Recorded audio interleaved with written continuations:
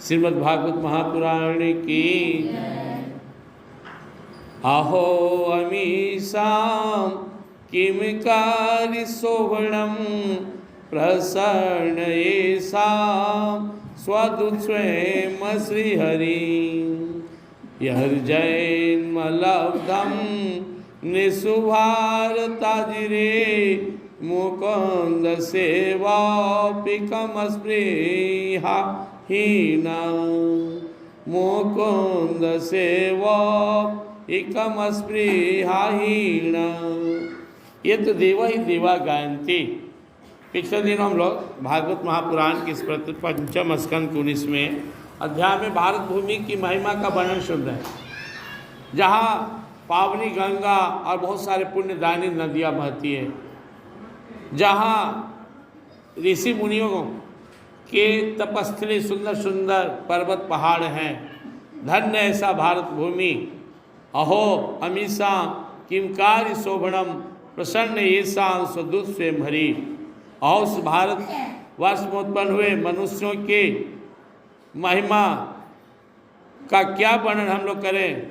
जिन जीवों ने भारतवर्ष में भगवान की सेवा के योग्य मनुष्य जन्म प्राप्त किया, समझ में नहीं आता कि उन्होंने ऐसा क्या पुण्य किया कि उनका जन्म हुआ भारतवर्ष की सनातन भूमि में।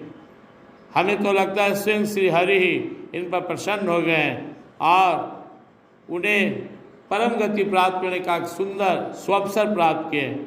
हम सब देवता लोग इस परम सौभाग्य के लिए तो निरंतर ही तरसते रहते हैं।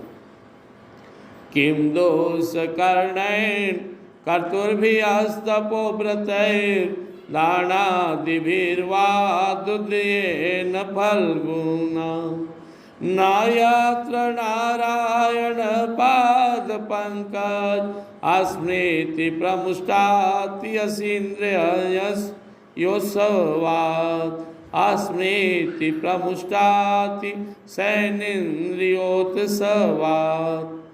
हम बड़े कठोर यज्ञ तप व्रत और दान आदि करके इस तुच्छ स्वर्ग का अधिकार तो प्राप्त कर लिए, लेकिन लाभ क्या होगा। यहाँ से तो एक दिन वापस जाना पड़ेगा पुण्य क्षय होने पर। साथ ही यहाँ इंद्रियों के भोगों की अधिकता के कारण स्मृति शक्ति छिन जाती है। इसलिए श्री नारायण के चरण कमलों की स्मृति होती ही नहीं है। स्वर्ग में इतना विषय भोग है, इतना सुख है कि लोग उसी में भुलाए रहता है। दूसरा, वहाँ साधन के लिए वो देव शरीर नहीं मिला है, तो भोग है, अपने पुण्य का भोग कर रहा है। साधन भजन के लिए मानव तन मिलता है।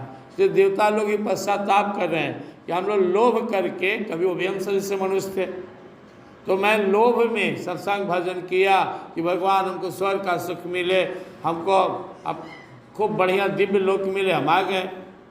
लेकिन पुण्य क्षण हो जाए, क्षय हुआ तो फिर वापस जाना पड़ेगा।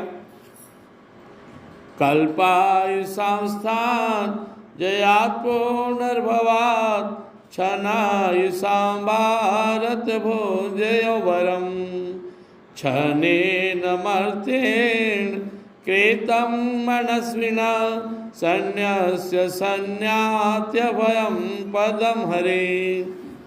यह स्वर्ग तो क्या, जहाँ के निवासियों की एक एक कल्प की आयु होती है, किंतु जहाँ से फिर संसार चक्र में लौटना पड़ता है, उन ब्रह्मालोक आदि की अपेक्षा भी भारत भूमि में थोड़ी आयु वाला पुरुष होकर भी जन्म लेना श्रेष्ठ है।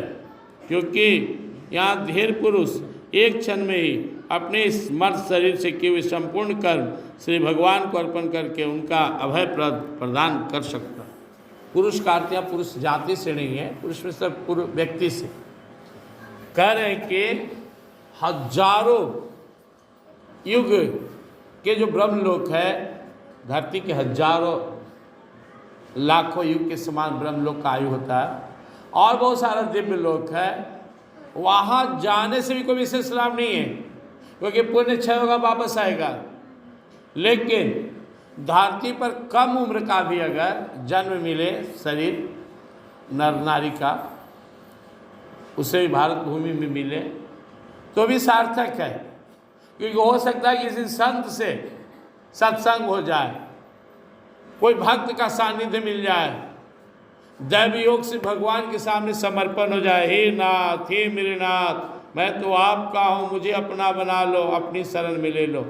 अगर जीवन समर्पित हो जाए तो फिर क्या कहना है, फिर तो इन 84 यहाँ तक कि ब्रह्मलोक भी नश्वर है। आप ब्रह्म भूमना लोका पुनरावर्तिनो अर्जुन, इन सब से छुटकारा पाकर जीव श्रीहरि के चरणों में परम धाम को चला जाएगा, जहाँ से आवागमन से छुटकारा मिल जाएगा। प्रेम से वृंदावन विहारी न यत्र वैकुंठ कथा सुभाप्गा न साधवो भागवतास्तादश्रया न यत्र यज्ञे समखा महोत्सवा न यत्र यज्ञे मखा महोत्सवा सुरेश लोको अपि न वै ससेव्यता। जहाँ भगवान की भगवत कथा की अमृतमयी सरता नहीं बहती, वो स्थान कितना भी दिव्य हो, उच्च हो, वो भक्तों के लिए सही नहीं है। जहाँ पे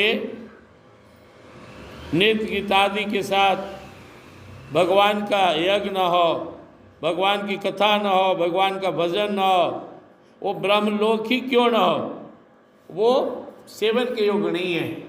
लेकिन जहाँ भगवान की कथा हो, जहाँ यज्ञ हो, भगवान का नाम स्मरण हो, भागवत प्राप्ति के लिए प्रयास हो, सत्संग हो, साधना हो, वो स्थान ही वास्तव में सेवन करने योग्य है, वही सही स्थल है।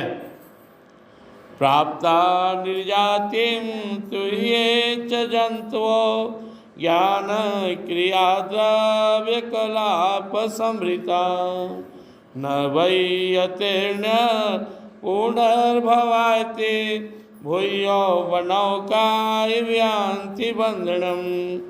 जिन जीवों ने इस भारतवर्ष में ज्ञान, विवेक, बुद्धि, तदनुकूल कर्म और उस कर्मों को उपयोगी द्रव्यादि सामग्री से संपन्न मनुष्य जन्म पाया है, अगर वो आवागमन चक्र से छुटकारा पाने के लिए भगवत प्राप्ति के लिए प्रयास नहीं करते हैं, तो उनका हाल भी वैसा ही है जैसे कोई पशु पक्षी व्याध के फांसी से छूट गया हो, लेकिन दोबारा लोभ करके पुनः वहीं आकर बंधन में पड़ जाए। यानी भारतवर्ष में इस सनातन धर्म में उत्पन्न होने का अर्थ है केवल और केवल भागवत प्राप्ति के लिए प्रयास। जैसे ट्रेन चलती है, पटना से खुला तो परसा रुका, पुनपुन रुका, रुकते मसौड़ी जहाना से, और एक खुला शताब्दी एक्सप्रेस तो वो सब जगह नहीं रुकती, मन बनाते हुए पहुंच गया, एक जंक्शन से दूसरे जंक्शन तक भागते चली गई। तो और भी धर्म संप्रदाय हैं, लेकिन वहाँ कोई मुख्य उद्देश्य भगवत प्राप्ति नहीं है।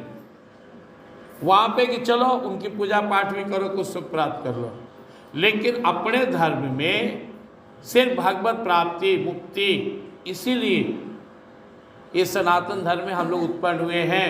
सनातन धर्म में जो भी हम सभी हैं, हम सबको यही सीखना है, सिखाना है कि भगवान को प्राप्त करने के लिए नर शरीर मिला है, इसलिए शुद्ध कर्म करें, शुभ कर्म करें, निष्काम भाव से करें, भक्ति भाव से करें, समय निकाल कर सत्संग भजन करें, खुद को भगवान को समर्पित करें और निकल जाए।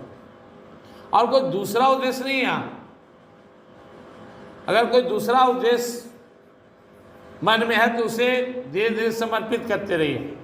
डायरेक्ट भगवत प्राप्ति के लिए शरीर मिला, यानी हम बहुत हकदार हैं, हम बहुत भगवान के नज़दीक हैं, क्योंकि भगवान ने हमें अपनी प्राप्ति कराने के लिए यत्न दिया है। बहुत बार हम लोग सोचते हैं कि भगवान थोड़ा ऐसे दे देते हो, वैसे दे देते, लेकिन भगवान क्या कहते हैं, जितना तुम्हारे लिए सही था भगवत प्राप्ति के लिए वो सब चीज़ में दिया, जो नहीं दिया वो भगवत प्राप्ति में तुम्हारा बाधा करता। जो चाहिए सो दे दिया, मनुष्यतन दिया, अच्छी बुद्धि दिया, सत्संग दिया, भजन दिया, भक्तों संतों का एक मिलन स्थल, शुद्ध सत्संग, दिव्य सत्संग दिया। अब भी नहीं निकलोगे तो तुम्हारा दोष है।